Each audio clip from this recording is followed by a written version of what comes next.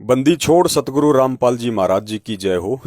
परमपिता परमेश्वर की आप सभी प्यारी आत्माओं को मुझ पवन दास का सत्साई। पुण्यात्माओं, दास को अर्जेंट में ये वीडियो बनाना पड़ रहा है क्योंकि एक ऐसी ही घटना हमारी एक बहन के साथ में जयपुर में घटित हो रही है और वीडियो को ज़्यादा से ज़्यादा आप लोगों ने शेयर कर देना है ताकि परमेश्वर की प्रेरणा से अगर संभव हो सके तो शैतानी ताकतें जाग जाएं और किसी भी तरह से उनके मन में, उनके दिल में थोड़ा बहुत रहम उत्पन्न हो जाए और उस बहन के प्रति थोड़ी बहुत संवेदना दिखाएं, एक भगत के गुण थोड़े बहुत वो दिखाएं ताकि उस बहन की और उसके परिवार की आत्महत्या करने से जान बच जाए। मामला कुछ ऐसा ही है। दास आपको आगे पूरी ऑडियो सुनाएगा उस बहन की। आपका भी दिल पसीज जाएगा कि वर्तमान में सतलोक आश्रम मैनेजमेंट हरियाणा पूरी तरह से काल भगवान के वशीभूत होकर केवल माया प्राप्ति के पीछे ही पड़ा हुआ है। उसे भक्तों का दुख, दर्द, परेशानियां कुछ भी दिखाई नहीं देती सिवाय पैसों के। और 15 लाख रुपए की उस बहन से डिमांड कर दी है उसकी एक समस्या के लिए। तो वीडियो को आप लोग ज़्यादा से ज़्यादा शेयर करें ताकि संगत तक ये बात पहुँचे। और ऐसी हमारी और जो बहुत सारी बहनें हैं, बहुत सारे जो भगत परिवार हैं जो इन काल एजेंटों के चंगुल में फंसे हुए हैं, परमेश्वर की दया से आप सभी सत्सेवक भाई बहनों के प्रयास से वो बच सकें। मामला सन 2016 का है। उस समय राजस्थान के अलवर जिले में एक नामदान केंद्र हुआ करता था, आज भी है, और वहाँ पे कोई सुशील कुमार नाम का व्यक्ति बैठता था। वहाँ का वो कोऑर्डिनेटर था सुशील कुमार। सुशील कुमार ने अपनी बहन की शादी जयपुर में एक देवानंद भगत जी के बेटे हैं शैलेंद्र, उनके साथ में कर दी। 2016 में उनकी शादी हो गई। शादी के कुछ ही समय बाद में अलवर के भक्तों ने सुशील कुमार, वहाँ का जो कोऑर्डिनेटर है, उसके ऊपर ये आरोप लगाते हुए मैनेजमेंट के पास में एक अर्जी भेज दी कि सुशील कुमार को यहाँ से हटाया जाए क्योंकि ये रात को लड़की लेके आता है और जब हम इसका विरोध करते हैं तो ये भक्तों के साथ में गाली गलौज करता है, मारपीट करता है। मुझे नहीं पता इस घटना में कितनी सच्चाई है, लेकिन ये अलवर के भक्तों ने खुद अपने हस्ताक्षर करके और सतलोक आश्रम मैनेजमेंट हरियाणा के पास में भेजा था उसको चेंज करने के लिए।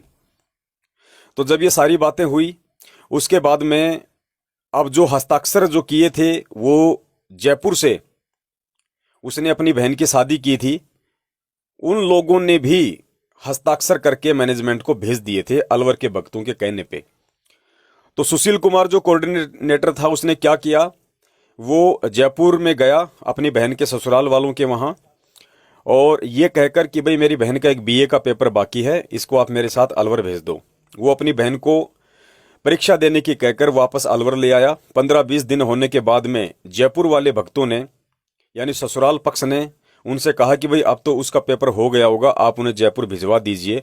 तो सुशील कुमार ने कहा कि आप लोगों को आके लेके जाना पड़ेगा और मेरे घर आने की जरूरत नहीं है, आपको अलवर नामदान केंद्र पर ही आना पड़ेगा। जयपुर वाले भगत वहां गए, लेकिन वहां जाने के बाद में सुशील कुमार ने उनको मतलब नहीं भेजा, अपनी बहन को जयपुर उसके ससुराल में नहीं भेजा और उल्टा अपनी बहन की सास, ससुर, देवर, इन सब के खिलाफ 4-5 धाराएं एफआईआर उन्होंने करवा दी। कुछ दहेज की, कुछ मारपीट की, कुछ प्रताड़ना की, कुछ ऐसी उसने एफआईआर लिखवा दी और जयपुर वाले भगत वापस जयपुर लौट आए। मामला काफ़ी समय बीत गया, आज भी अलवर की कोर्ट में मामला ट्रायल है।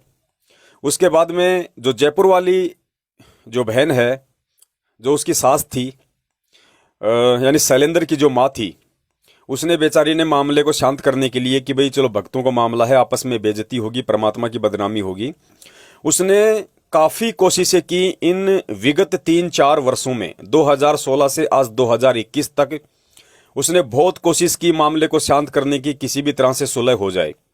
उसके लिए उस बहन ने सतलोक आश्रम मैनेजमेंट हरियाणा के यहाँ पे सैकड़ों की संख्या में अरदास लगाई।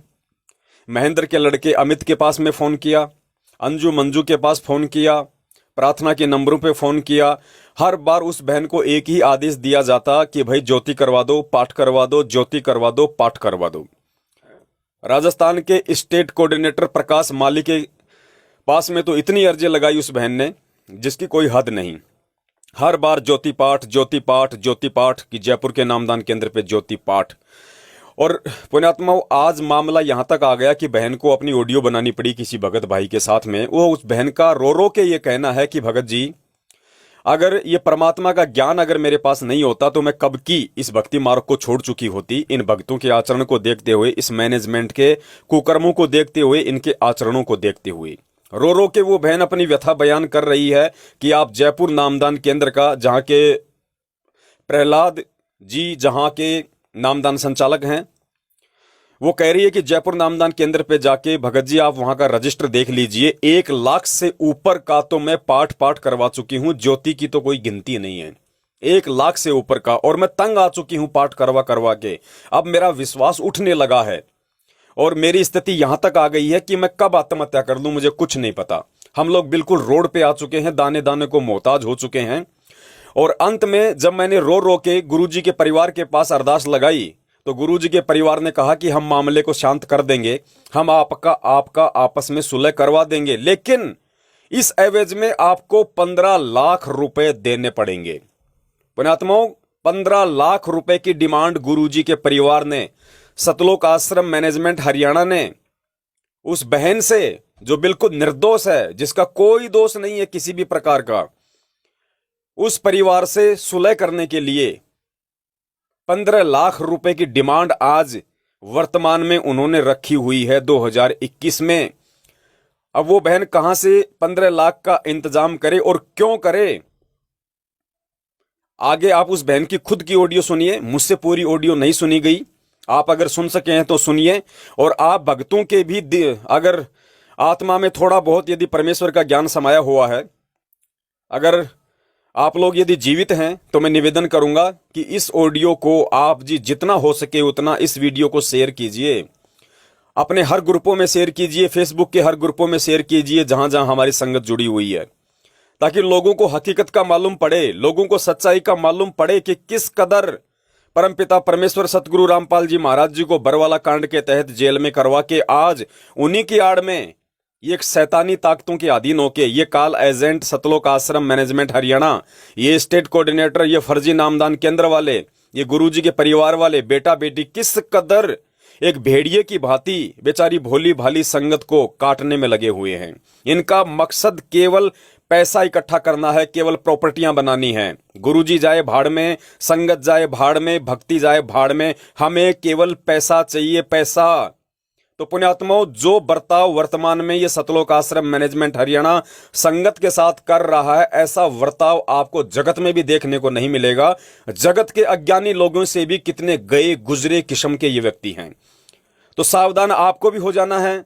हम तो पिछले 7 साल से चिल्ला ही रहे हैं, लेकिन जब तक ऐसी घटनाएं आप लोगों को सुनने को नहीं मिलेंगी तब तक आप लोग अंदर से जागोगे नहीं। इसलिए आप लोगों को जगाने के लिए, बाकी सोई हुई संगत को जगाने के लिए, कि वर्तमान में इस धरती पे यदि कोई शैतान का एजेंट है जीते जागते रूप में, तो सतलोक आश्रम मैनेजमेंट हरियाणा है। और आप सभी ने गुरुदेव की हिसार जेल से बाहर आने तक चाहे लगे 2 साल, चाहे लगे 5 साल, सावधान रहना है। एक नया पैसा भी दान धर्म ज्योति पाठ के नाम पे इनको नहीं देना है। इनके किसी भी नामदान केंद्र पे नहीं जाना है।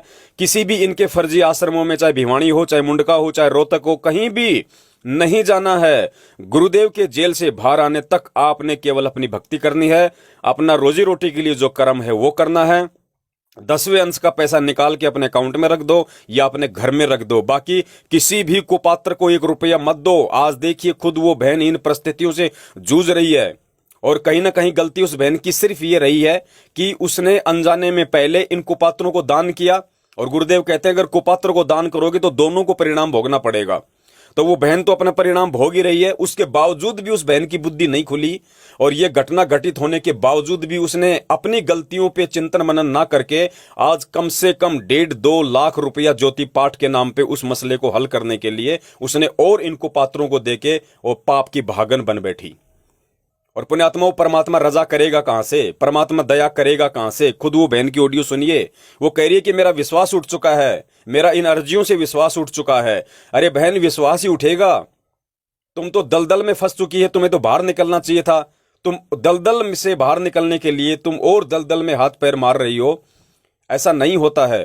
और पुण्यात्मा इसका परिणाम ये बहन आज भुगत रही है। अगर आप लोगों ने भी अगर बचना है, आप लोगों ने भी अगर सावधानी रखनी है और इस बहन की तरह यदि दलदल में अपने आप को फंसाने से बचाना है तो एक ही उपाय है, गुरुदेव के ज्ञान को आधार बनाओ। किसी भी कुपात्र को 1 रुपया दान मत करो, क्योंकि सुपात्र केवल सतगुरुदेव है। सतगुरुदेव जी के अलावा ज्योति पाठ दान धर्म का पैसा किसी भी व्यक्ति को दे हुए, चाहे उनके बेटा हो, बेटी हो, भाई हो, बंधु हो, आप लोग उल्टे परेशानियों से गिरोगे। इसका जीता जागता परिणाम ये जयपुर की बहन है। सुनिए इस बहन के मुख से सारी उसकी व्यथा, और उसके बाद मैं निवेदन करूंगा जितना हो सके वीडियो को शेयर कीजिए। सत साहिब बंदी छोड़ सतगुरु रामपाल जी महाराज की जय हो। में डाल दिया था उस केस को।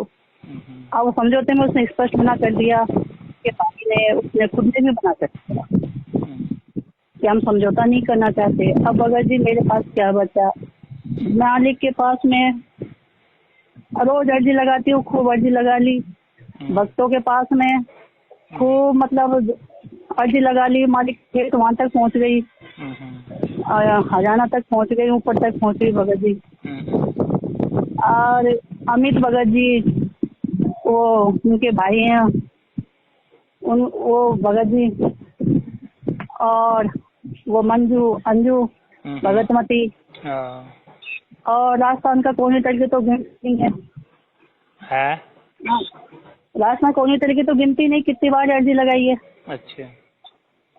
और जो टेलीफोन पे जो अपने होते हैं किताब में जो नंबर हैं उनमें भगत जी अब अपने अर्जी इतनी लगा दी, और मतलब जो अपनी जो भगत मिलाई होती थी उसमें भगत जी जाते थे, खर्चा करके जाते थे, खर्चा करके फिर भी हमारी अर्जी नहीं लगती थी। वो कह रहे कि ध्यान नहीं रही, याद नहीं रही, मैं तो भूल गया, पर्ची गिर गई, अर्जी गिर गई, ये हो गया। और हम खर्चा करके जाते थे भगत जी। जो जाते तो चलो जाओ तो खर्चा तो लगता ही है। कितना खर्चा लगता है भगत जी हरियाणा के यहाँ पे? लगता ही है वो तो मतलब हम तो पूरी तरह ना भगत जी देखो टूट गए। अब तो परमात्मा की बस रास्ते में बचे हुए नहीं, तो मतलब भक्तों ने मतलब खूब कोशिश करे कि मतलब हमारा अविश्वास हो चुका है मैनेजमेंट के ऊपर, भक्तों के ऊपर। अब हमारा अविश्वास हो चुका है, बस एक परमात्मा के चरणों में एक आशा की किरण बची है। परमात्मा तो करने वाला तो परमात्मा ही है, भगत कौन क्या कर देगा, भगत तो कुछ नहीं कर सकते। अब देखो कोशिश होती है, कोशिश मैंने भी खूब कोशिश कर ली थी, और 1-2 भगत और साथ जा के बात करने कोई बात पे आता ही नहीं है। अब भगत जी मैं तो सबसे बड़ी जात में अपनी अर्जी लगती है, वो झूठी अर्जी तो लगती नहीं होगी।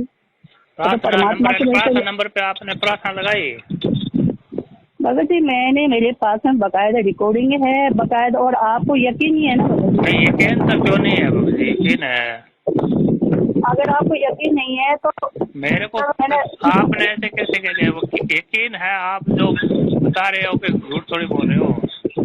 नहीं, मेरे में हो सकता है भगत जी, क्या कई बार आदमी में फंस जाता है। ऐसी बात नहीं है भगत जी। तो आप है ना अपने जो जयपुर नाम केंद्र है ना भगत जी, जब अर्जी अपन ने लगाई है, पाठ कर दो, ज्योति करवा दो, पाठ करवा दो, ज्योति करवा दो।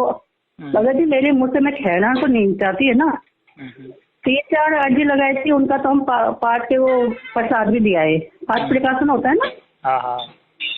और हमारे पास में पर्चियाँ रखी है, और जयपुर नाम केंद्र पे आप मतलब पूरा रजिस्टर में देख लो कितनी तो पाठ करा दिए, कितनी ज्योति करवा दिए। थक गए भगत जी, विश्वास नहीं होता है कि अर्जी लगती है कि नहीं लगती। देखो अर्जी तो बगैर तो घोड़े कोई पाठ का, कोई ज्योति का, कोई आदेश ऐसे आते नहीं है। हाँ भगत जी, जब मैंने अर्जी लगाई पाठ करा तो हमारी कृपा करेंगे। जो आप प्रार्थना नंबर पे प्रार्थना लगाओगे तो वो जवाब दूसरे दिन जवाब लोगे तो आप क्या बताएंगे? वो नहीं तो देखो भगत जी ये बोला मालिक कृपा करेंगे पाठ करा दो, मालिक कृपा करेंगे ज्योति करवा दो, मालिक कृपा करेंगे पाठ करवा दो, मालिक कृपा करेंगे ज्योति करवा दो। अपने जयपुर नाम केंद्र पे बकायदा रजिस्टर में आप देख सकते हो कितने पाठ हो गए, कितनी ज्योतियाँ हो गई है। अब मैं बस थक गई पूरी तरह, मतलब हमको तो हम तो बचे हुए हैं भगत जी, नहीं तो भक्तों ने मैनेजमेंट वो मेरे मुंह से नहीं कहना चाहती भगत जी, मुझे माफ करना, परमात्मा मुझे माफ करे। हमको मरने के लिए मजबूर कर दिया इन लोगों ने, हम तो बस बच रहे हैं। बस किस तरह से मजबूर किया है भगत जी, इस तरह से मतलब हमको हंसे हमारे ऊपर, भगत हंसे भगत जी। तो जैर की घूट पी के हम यहाँ बैठे हैं और भगत कह रहे हैं पैसा देना पड़ेगा और आपको देना पड़ेगा, पैसा लेना बताया वो 15 लाख रुपया भगत जी, 15 लाख रुपया। अच्छा 15 लाख रुपया कह के गए भगत, बकाया था। अच्छा हाँ तो काय का मतलब देना भगत हम पड़ेगा? तो हंसते कोई हैं जुर्म थोड़े कर दिया हमने, 15 लाख देना पड़ेगा, काय का देना पड़ेगा? भगत जी। मैं मेरे मुंह से नहीं कहना चाहती, इसको लाखन से तो ऊपर तो पाठ हो गया। हाँ? ज्योति की अलग, ज्योति की गिनती आप है ना, नाम के पर बकाया है, रजिस्टर में एंट्री है। अगर एक ही मतलब मैं झूठ बोलती हूँ, मेरे पास पर्चियां हैं, अगर वो वहाँ पे झूठ बोलते हैं ना तो भगत जी मेरे पास पर्ची है, बोलेंगे मेरे पास पर्ची है। 4-5 का मैं पावर ले आई हूँ। तो वो प्रसाद आता है, एक बार तो मतलब 2-3 बार तो मुंडका से लेके आई थी, 2 बार मैं भिवानी से लेके आई हूँ। तो मतलब वो पावर मतलब प्रसाद मिलता है परमात्मा का, पाठ की काफी। तो वो पर्ची तो मेरे पास नहीं है भगत जी, बाकी का तो सारी एंट्री है यहाँ पे। नहीं वो एंट्री मैं थोड़े देख रहा, एंट्री से अब थोड़ी पूछ रहा हूँ एंट्री की और की। तो भगत जी अब बताओ कितना दुख है, माफी मांगो, माफी मांग ली, क्या क्या करे भगत जी, ऐसा तो जगत में भी नहीं होता, बच्चे ऐसे से परेशान करे। अपना मैनेजमेंट है, परमात्मा ने मैनेजमेंट बनाया तो सुविधा के लिए बनाया है। तो ये थोड़ी है कि भक्तों को ऐसी असुविधा कर दो, उनको आत्महत्या करने के लिए मजबूर कर दो, ये कैसा मैनेजमेंट बनाया है? आज मेरा बच्चा है जो घर से निकल गया, सारे भगत हंसते हैं, क्यों हंसते भगत है? भगतों को तो साथ देना चाहिए। भगत यहाँ से सारी बात पूछ जाते, वहाँ से जवाब नहीं देते कि वहाँ पे क्या हुआ। अब देखो सब तरह से कोशिश कर ली भगत जी, मैं तो थक गई। दिया जी वो तो यूँ बोले कि अर्जी लगा दे, मैं कि दिया जी मैं तो लगा के थक चुकी हूँ, मैं कोई अर्जी नहीं लगाऊंगी अब। और मैं अब भगत जी मैं तो सही कह रही भगत जी, अब मैं है ना भूख, मतलब मैं भूखी रहूंगी परमात्मा के चरणों में जब तक मुझे परमात्मा। अब मैं दिया जी से ये करूँ 10-15 दिन अगर मेरे को परमात्मा के हाथ से नहीं आया ना तो मैं परमात्मा के धरने पे बैठ जाऊंगी भूखी। परमात्मा वैसे भी तो मरे हम, फिर भूखी बनूंगी भगत जी, सच में सच ही कह रही हूँ। मैं अन्न का दाना नहीं खाऊंगी, मैं भूखे थोड़े मरने देते हैं। मैं भगत जी मैं बैठूंगी, मैं परमात्मा के चरणों में जोर जला के बैठूंगी वहां, जब तक मुझे न्याय नहीं मिलेगा तो परमात्मा अन्न का दाना गिनाई नहीं करूंगी। फिर साथ में सुना सर मैनेजमेंट ने भी अन्याय किया, और जयपुर के भक्तों ने अन्याय किया है मेरे साथ में, होने वाले भक्तों ने मेरे साथ अन्याय किया और मुझे हर तरह से लूटा गया भगत जी, हर तरह से। मैं हर तरह से परेशान हो रही हूँ, कोर्ट केस में तो कोर्ट केस में परेशान हो रही हूँ, हर तरह से परेशान कर रखा। ये कौन सा न्याय है परमात्मा का? मैं परमात्मा के मैं भूख हड़ताल करूँगी परमात्मा के चरणों में, परमात्मा ग्रहण नहीं करूंगी। मैं दिया जैसे कह दी मैं 20 दिन दे रही हूँ तुझे, दिया दी तो कुछ करे तो 20 दिन के बाद में मैं परमात्मा के चरणों में बैठूंगी। मैं ग्रहण नहीं करता, मर जाऊँ, क्योंकि मेरे साथ में अन्याय हुआ है भगत जी, मेरे साथ अन्याय हुआ है भगत जी। मेरा बच्चा इतना टेंशन में रहता है भगत जी, बहुत है ये सारा भगत जी। हम बस बचे हुए हैं भगत जी, सब बचे हुए हैं। हमको सारे जयपुर के बच्चों ने कर रखा है हमारे ऊपर भगत जी। मैं तो जाना छोड़ दिया भगत जी, सत्संग में पुस्तक सेवा में सब जी जाना छोड़ दिया भगत जी। नफरत होती है बच्चों के नाम से भगत जी, मालिक मुझे माफ करना परमात्मा, मुझे नफरत होती है मैनेजमेंट के नाम से, मुझे नफरत होती है बच्चों के नाम से। इससे बड़ा तो जगत अच्छा है भगत जी, जगत अच्छा है भगत जी, जगत कम से कम न्याय तो करता है, सच तो बोलता है कम से कम। भगत जी बहुत गलत है, भगत जी बहुत गलत हो रहा है, भगत जी बहुत गलत हो रहा है, ये सरासर अन्याय है भगत जी। मैं बात करता हूँ क्या करते हैं मैनेजमेंट से, मैं बात करता हूँ भगत जी। आप बकायदा मैं ना आपसे अब तक जो भी बोले बना, आपसे नहीं हर भक्तों से जहाँ भी बोला सोले आना सच बोला है भगत जी। नियम पे, परमात्मा के एक एक नियम पे चल रही हूँ भगत जी। क्यों हमारा सुल्तान हो जाए परमात्मा? हमने उसको जाने के लिए मना नहीं किया परमात्मा, हमने उस बेटी को दुख ना दिया परमात्मा, हमने कुछ लिया नहीं परमात्मा, हमने कुछ नहीं किया, वो नीच जात बात कुछ नहीं देखा परमात्मा।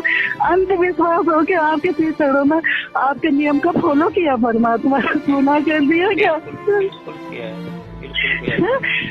पता नहीं है दिया जी ने भी कौन सा जन्म का बदला लिया, पता नहीं है। दिया जी से मैंने बोल दिया जी हाँ मैंने चुपचाप बैठे हो। आज मैं कितनी परेशान हो रही हूँ, कितनी रो रही हूँ, कितनी तड़प रही हूँ, तो को तो मेरा दुख नजर आना चाहिए ना, किसी को नजर आया नहीं आया, कितने परेशान हो रहे हो। भगत जी केस में देखो पैसा लगता है, ये तो ना बिगड़ उसके केस हो जाता है भगत जी। हाँ हाँ, पैसे बगैर केस में और क्या कोई आमदन थोड़ी होती है। और जैसे क्या है भगत जी, मैं फिर भी परमात्मा आप हो, कोई बात नहीं, परमात्मा खेले जैसे जो जो कहते जा रहे मैं करती जा रही हूँ, कोई बात नहीं परमात्मा। फिर कह रहे 15 लाख रुपया भगत जी, 15 लाख रुपया मैं क्या अपने आप को बेच रही हूँ, मेरे बच्चों को बेच रही हूँ मैं वो दूँ इसको 15 लाख रुपया? किस बात का भगत जी, किस बात का दूँ मैं? काम करना करूँ मैं? ठीक है, मैं बात करूँ, अभी बात करूँ, नामदान से बात करूँ, क्या चक्कर है, क्यों ये सहायता क्यों नहीं करे, अभी बात करूँ। भगत जी अन्याय हुआ है भगत जी, अन्याय हो रहा है वास्तव में। भगत जी बस बच्चे परमात्मा हम तेरा आधार पर बैठे बच्चा नहीं परमात्मा, ऐसे भगत तो भगवान परमात्मा कभी मत हो ऐसे भक्तों से परमात्मा, हमको तो हाथ की भक्ति की पूरा मेरी पेट भगत जी मैं वहां तक हो गया, आगे में शाम तक जाओ, मैं दिल्ली वाले के से बात करनी, मैं वहाँ पे फरीदाबाद मैं सब्जी को हुआ है भगत जी, सब्जी को हुआ है, मैं आपको नाम बता दूंगी, एड्रेस बता दूंगी सब्जी को भगत जी। मैं करूँ आपकी बात। ठीक है भगत जी, माफ करना भगत जी, कोई गलती हो गई हो तो मुझे माफ करना भगत जी। बहुत दुख है भगत जी, मेरे बच्चे बहुत परेशान हो रहे हैं। परेशान है, सभी परेशान है, आप भी परेशान हो, वो ठीक है। अभी बात हम भगत जी हम एक टाइम खाना खा रहे टेंशन के मारे, एक टाइम, और अब हमारे बच्चे ये कह रहे हैं कि परमात्मा तो न्याय क्यों नहीं करता, उनके अंदर अविश्वास पैदा होता जा रहा है परमात्मा। भगत जी मैं नहीं चाहती मेरा परिवार बड़ी मुश्किल से परमात्मा के चरणों में जुड़ा, मैं नहीं चाहती परमात्मा के चरणों से हम छूटे, परमात्मा दया कर ले दाता। आप तो 3-4 साल हो गए भगत जी, अभी करता हूं बात करके ठीक है भगत जी, सब सही भगत जी, माफ करना कोई गलती हो गई मुझसे, तो गलत बोल दिया बोलो। ठीक है भगत जी, ठीक है।